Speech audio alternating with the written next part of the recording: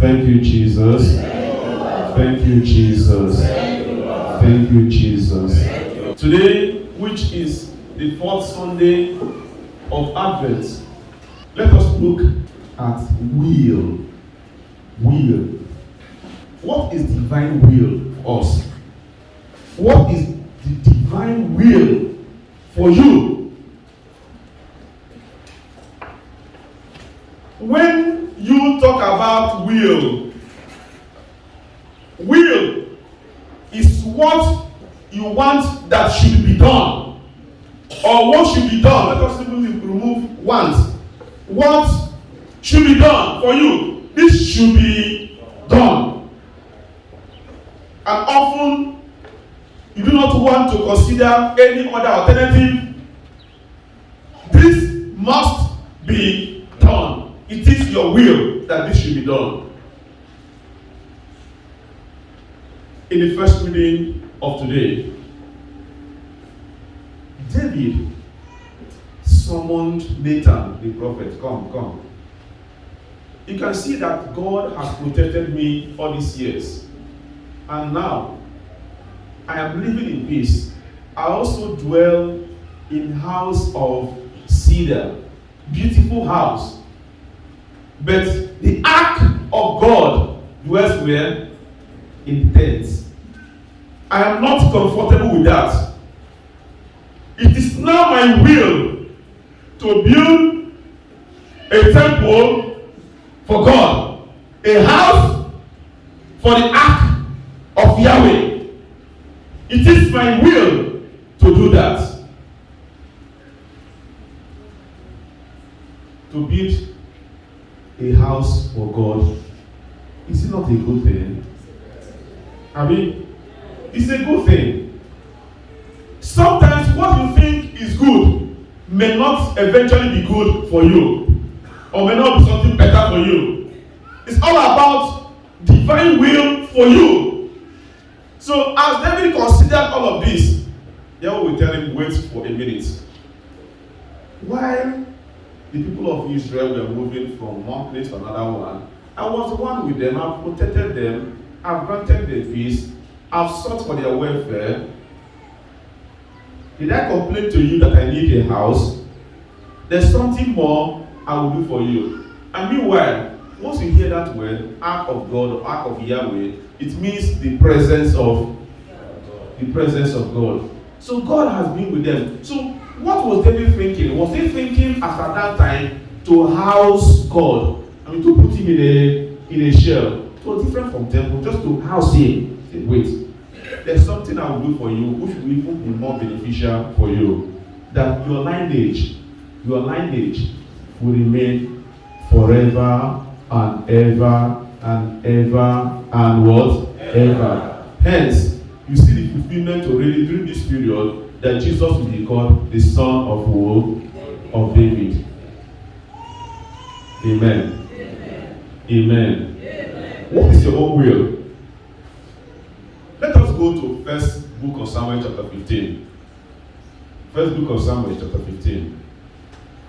You read about Saul. Yahweh instructed Saul when going to war against the Amalekites, destroy everything. Destroy everything and every person. Don't bring back anything. Saul thought he was wise. He had his own will. So he went into battle. And when he defeated the Amalekites, decided to come back with fat. No, you have to go. Ebuni Abuba. You've seen a lamb that, all this ram that resembles cow. I don't know if you have seen those ones. The ram that resembles cow. He came back with all of them. And what was his intention? What was the will of Saul? Saul said, if God has given me this protection, I will offer sacrifice to him. To offer sacrifice to God, is it a good thing? Yes. I want to hear, is it a good thing? Yes. It's a good thing to offer sacrifice to God. But was that the will of God? No. What God said, destroy. sometimes you begin to ask, why will God command people to even destroy? I will explain to you. You know, the people of Israel, they have been nomadic. And before them, they were in the land of persecution. Let us put in quotes, they were in land of sin. And so they were moving away from land of sin to promised land, where it's like land of holiness, in quotes. In that movement from level of sin to level of holiness, the Amalekites were like obstructing them in their movement from the land of Egypt to the promised land. They were like obstacles to the people of Israel. So Yahweh now said to Saul, these people who were obstacles to my people in their journey from the land of persecution to land filled with honey should be what? Should be destroyed. Not allow any of them to exist again. Hence, in future, there will be obstacles to you. How do you apply that to your life? Remember I said it's like a movement from land of sin in quotes to land of holiness. And then they found who? The Amalekites. In our journey of spirituality, God wants you to destroy everything that is sinful. You don't keep some. You don't keep some. Maybe you are lying, cheating, becoming them the sins now, becoming them. What are the sins you commit now? Becoming them. Stealing, number one, cause stealing. Gossip. Backbiting. Maybe no. It wasn't joke them, becoming them. Unforgiveness. Malice. Oh, can I do no? You hate for the matter of God. They call now. Adultery. Fornication. Envy. Which of the enviness? Jealousy.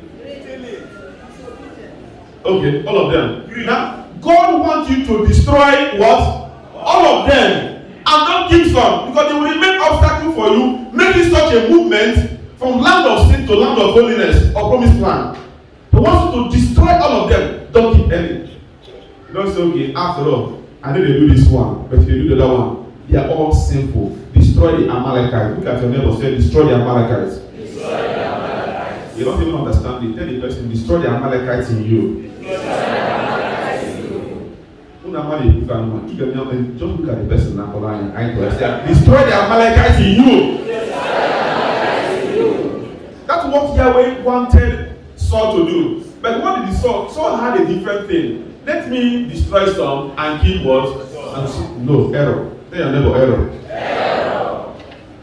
What is now the will of God for you? Before I continue, let us again look at the gospel reading of today. What was the will of our mother Mary? What was her will? Though it is not written here clearly, but she never wanted to have what? A child. Oh, you can see it. She knows that she was a virgin, and she does not have any intimacy with any man, and she does not even intend to have anyone, even in future. That was her own will. But was that the will of Yahweh? No. And so when Angel Gabriel met her and said, this is what you be. But he said, how can this be possible since I know not man? He said, don't worry. You will still be a virgin. A virgin you will be. But for not having a child, far, you will have a child. And the child is who? Jesus Christ. Your virginity will remain intact before, during, and after the birth. But for you not to have a child, far. So you can see that there was a slight difference in quotes between the will of our mother and the will of what? Of who? Of Yahweh. What is the will of God for you? For me, this is how to identify the will of Yahweh for all of us. Open your Bible. It's a quotation that I believe that many persons know, and especially the charismatics, the member of the charismatic group. Jeremiah chapter 29, verse 11.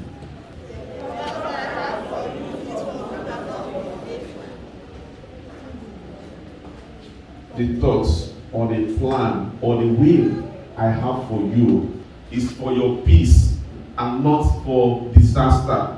It's for your good and not for bad. And he continued to give you a hope and a future. In John chapter 10, verse 10, B, 10b, not 10a, 10b. I'll come back to 10a again. 10b. He said, I've come to give you life in abundance. And in John chapter 6, verse 39, he said, this is the will of my Father, that none of those he has given to me should be lost or should perish.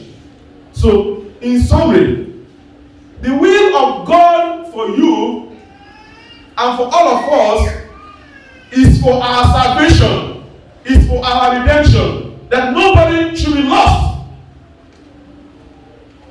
Whether it is from the point of liberation, whether it's from the point of thinking for the less privileged, whether it is from the point of thinking for the most vulnerable in the society, so that wherever you find the most vulnerable in the society, wherever you find the less privileged in the society, wherever you find any of these people who are in need, they are those who need the salvation of God. Hence, if you are making a decision in life, how you will know, one of the ways to know that is the will of God is that it is always for the salvation of the less privileged, for the most vulnerable, for the needy. Do you understand me? Let me give you a quick example.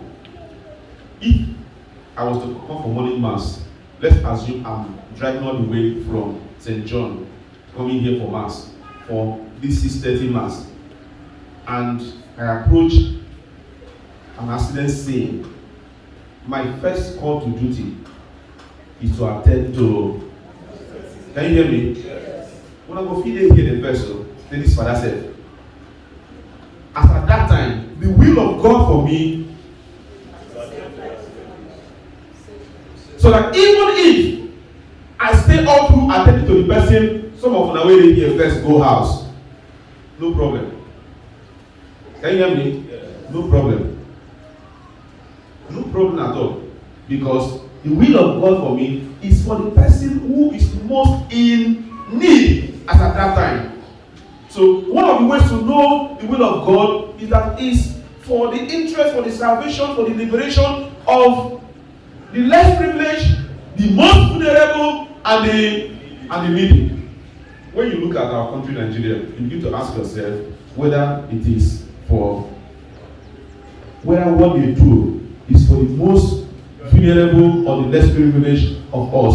Now, how do you know the will of Satan or any other will that is contrary to the will of God? You read John chapter 10, verse 10a now, which you know very well, that the Satan has come to do what? To steal, and to destroy. Yes. Now, you look at what is happening in Nigeria. What do you think is operating?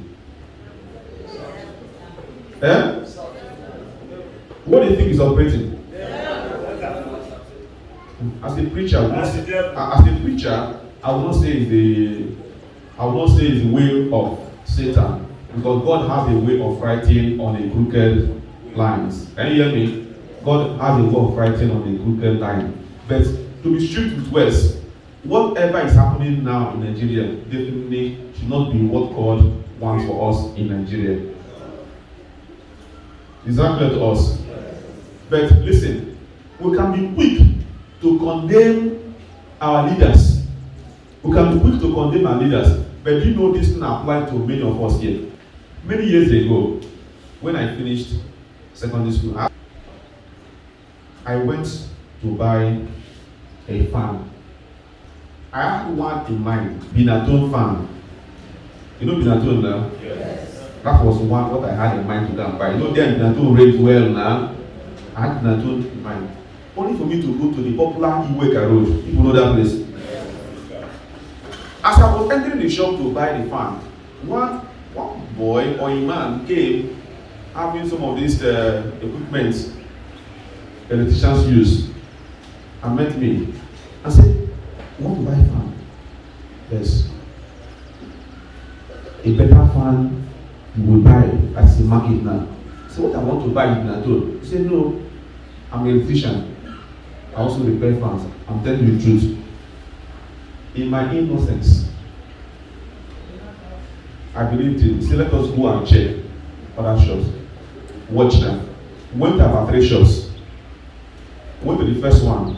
He told them, "Do you have Chiyoda?" The name of that fan I eventually got is Chiyoda. I won't forget the name again.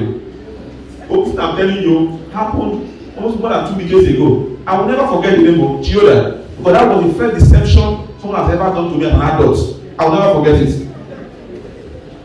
He carried me to one shop. He said, "Do you have Chiyoda 5.1? Look at me very well. Do you have Chiyoda 5.1? If the person does not understand 5.1 to be 5,100, he will understand 5.1. Are you following me now? This is 5. Went to another shop again. So the person told him 5,100. And as at that time, that money is big. But I wanted something that would last me enough till now with praise. And all the money I had out then was not up to 5,000. So I needed to go and get money to complete to be able to buy that fan. He told me so one day. So we went at that shop. He said, "Do you have Chiyoda 5.1? Again, you know, the same thing. It was after I went at the first point, I could recall everything that happened. Do you have Chiyoda 5.1? In this case, the person told him 5,200. Went at that shop, the same story, 3 times. And then we came back now to the original shop where I wanted to buy the thing. I ended up buying the Chiyoda 5.1. If you know, at that time, I know that I was thinking 5.1 was a model. I never knew that the 5.1 was the amount the person to tell me. That fan never saw the light after a month. In fact, after a week, it started making noise. But at the end of 1 month, that was the end of it. After 1 week, you know, how many of you have gone to where they grind cassava? The farm got. And at the end of 1 month, it was over. This one is it Buhari? Is it Buhari? And people we are looking to access. In the name of making money, you have such an evil will. No wonder that some of you will go and buy drugs. No drug now. You keep taking the drug, no healing. We are the ones doing and sell this thing. Because they go to produce counterfeit. That's what I'm saying. You remember what the rat did in us some time ago? Yes. And who are not doing it? We are the ones doing it. Counterfeit, I know it's not. People will take this and they will die. So some of your mothers and fathers who died in the past died because they took what?